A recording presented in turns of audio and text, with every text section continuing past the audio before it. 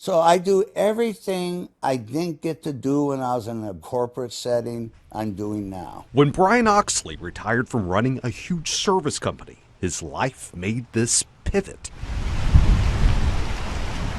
He bought this place in Bonacqua, and what's so interesting about it is who used to own it. Johnny had this place for 30 years. He called it the center of the universe where gravity starts. This is Hideaway Farm. Open to the public, Brian has the place filled with things telling the Johnny Cash story, like Johnny's collection of hotel room keys. But important to Brian, This is Waylon's jacket. He wore this jacket in many important TV shows. is he collects things that tell the stories of even more artists than Johnny. Carl Perkins' guitar. And look at that.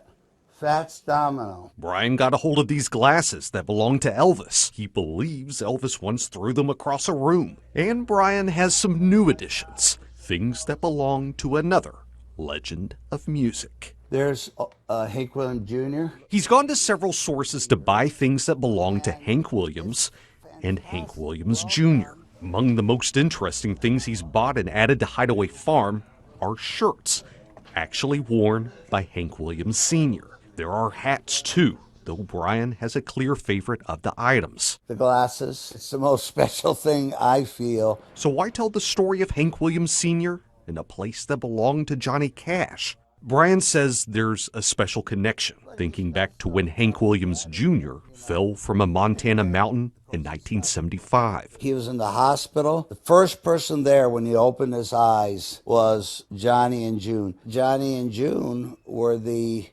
godfathers of Hank Williams Jr.'s. No, Brian couldn't have guessed this is what retirement would look like. But he believes his work here, telling a range of stories, is what Johnny would have wanted. I'm just trying to make it like Johnny would have loved it. I'm Forrest Sanders, News Channel 5.